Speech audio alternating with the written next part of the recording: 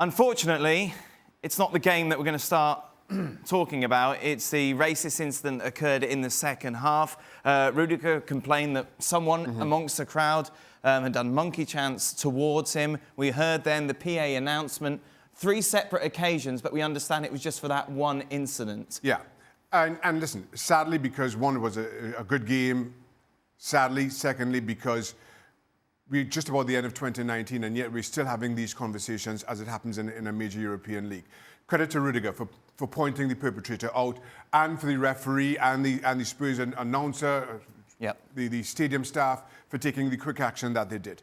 But again, it shows the disconnect between what people feel they can get away with in terms of a mob mentality being part of a crowd at a football stadium, and what is not just acceptable, but legal.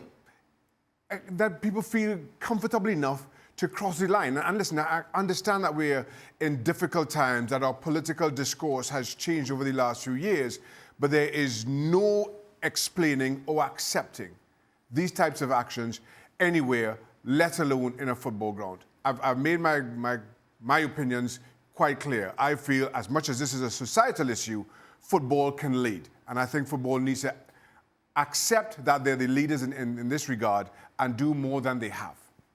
What do they need to do? Again, as much as it's a societal issue, I think football clubs have a responsibility to education. It's not just about finding the perpetrator and punishing him and making sure that his record reflects his actions.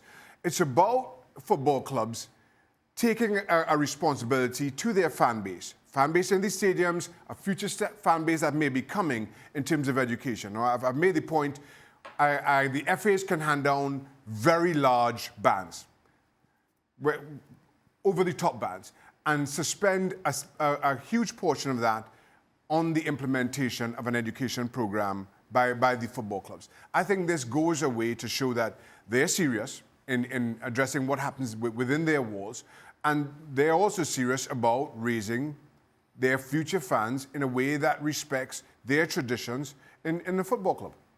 I mean, Antonio Rudiger, I think he made Azpilicueta aware. Yes. And he was trying to make him aware as the game was actually going on.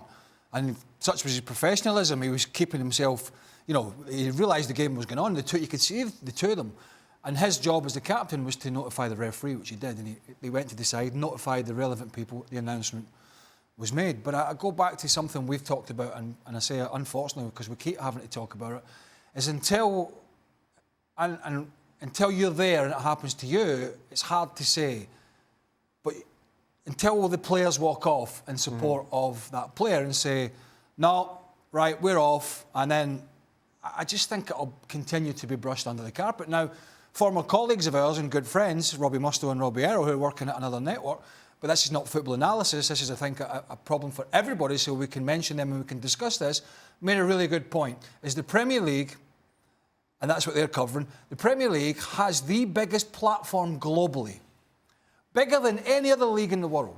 It is the biggest league globally around the world, so it can make the biggest statement. That's what the boys were pointing out today, Robbie Arrow was pointing out. They can make the biggest statement, and they may have to make the biggest statement, because theirs reaches further than most. It reaches global. Yeah. And they're now under severe pressure. Yeah. Because we had the incident in Manchester City a couple of weeks ago, which was clearly obvious and is being dealt with. We've had other incidents. We had incidents at Chelsea with Raheem Sterling. There have been many others.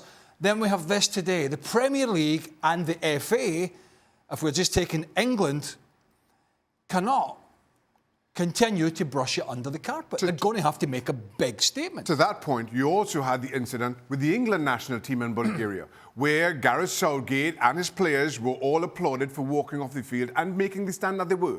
Now you have an England national team setting an example. As a club in Spurs or as a league in the Premier League, you know how to follow that example. Otherwise, it just becomes the English picking on everybody else and not willing to clean their own house. Should Rudiger have walked off? Listen, I sympathise with Rudiger not walking off. Saying that, had he done so, I'd also support his decision to do that. Because when you're in that position, even when you recognise what's happening, it's a very tough thing to to digest, to make sense of. On the one hand, you're just totally confused by what you witnessed. You still, in the back of your mind, have a responsibility to your teammates who are on the field. And you kind of walk around in a haze for 10 or 15 seconds, trying to make sense of it. Right. So I sympathize with, listen, again, I fully support players who walk off, and I sympathize with players who find themselves in that little bit of a haze, because speaking from my own experiences, when it does happen to you, you really can't process it well. But the Premier League, but it goes back to the point, over the next coming weeks, or whatever it is, days and weeks, it is going to be intriguing just to see what the relevant authorities are going to do, because on this show, we've sat and dissected the problems that have been in Italy. Mm-hmm. And in some sense, we've been a lot critical of what they've done in Italy by almost trying to kick it under the carpet. At times, it seems. I'm not saying they're not taking any notice of it, but it seems to us on quite a lot of occasions that it's been we'll kind of deal with this, but let's try and get it out of the way. Well, now we're going to see, with the second incident in less than 2 weeks, on a global platform, on one of the biggest and most famous grounds in world football, what are the Premier League going to do about it? Let's talk about the actual game. Chelsea were brilliant, weren't they? Yeah, it's a shame because it was interesting because you said you hadn't seen Frank Lampard like that before after the game. You could see how much this meant to him. Yeah, I don't know if that was because they'd lost to West Ham, Everton, Bournemouth, amongst others recently, and there was a little turning of the tide, or whether it was Mourinho, a former mentor and manager, and seen as this guy who tactically is a genius. I think it was a little bit of everything. And you've got to say, I saw on social media before the game a lot of people raising their eyebrows at his team selection. Yeah. Alonso back in the starting 11, hadn't been in the squad for six games. But Alonso's a wing-back. A better wing-back than he is a full-back. He struggles at full-back. So he's gone back to a back three. He's got the three big, strong, physical, quick centre-backs. He's got the experience of Rudiger, who's been fit recently. You got Kanté back in a preferred position a little bit deeper. Jorginho was left out. Pulisic was left out. You got your two wing-backs. And Mason Mount, again from a youngster's, put himself about great. Abraham held the ball up, and the man of the match for me, notwithstanding the 2 goals, was some of the other stuff he did was Willian. And I didn't see that performance coming. And actually, Tottenham and Mourinho couldn't deal with it. Yeah. They could not deal with the change in shape. They couldn't deal with the positions that some of those Chelsea players were taking up. They smothered Tottenham, and I haven't seen Tottenham as bad. I've seen them been beaten, but I haven't seen them as bad as that and particularly in the first half, for a long, long time. Yeah, that Mourinho honeymoon is over. Yeah, as you see, it's a little bit of everything.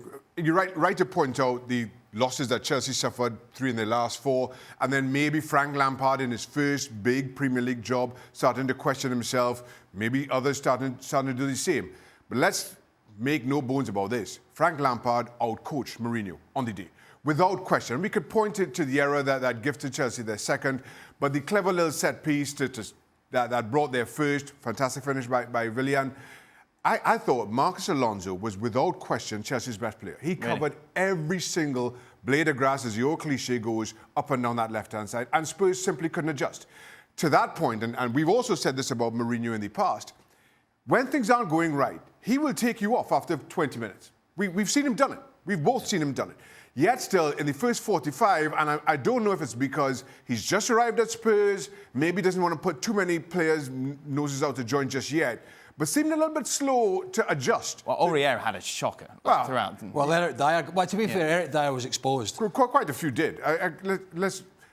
I'm slow to point fingers at Spurs players because I just thought Chelsea were that good. Frank Lampard got it that right. They were absolutely fantastic. On top of that, we can discuss the Son incident was stupid, and he was right. The red card. Right, red card, by the way. Yeah, because what I will say is, I think Antonio Rudiger certainly milked the situation. Yeah. But Mourinho said so after the game. Well, yeah, but that's the modern play.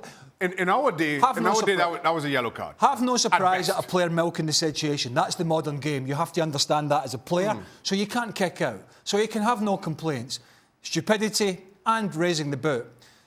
And we can talk about all these things. Well, the penalty, because I saw some people moaning about the penalty. Oh, Craig, who moaned about the penalty? Well, you know, what are you following? Stop it. Gazzaniga. Yeah, I got a piece of the wall. But the bottom line is, Chelsea, and Toppy been, and Shaka's right, and Toppy tactically been far superior, was they were far hungrier.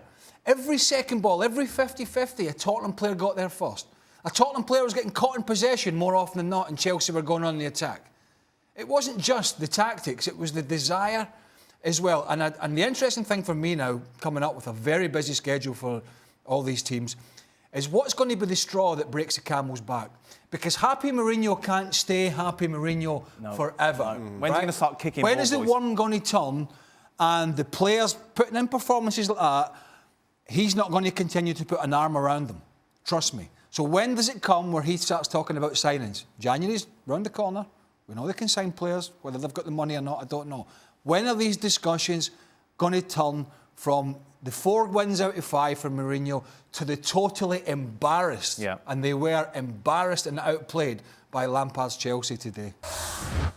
Thanks so much for watching ESPN on YouTube. And for more sports highlights and analysis, be sure to download the ESPN app. And for premium content and live streaming, subscribe to ESPN+.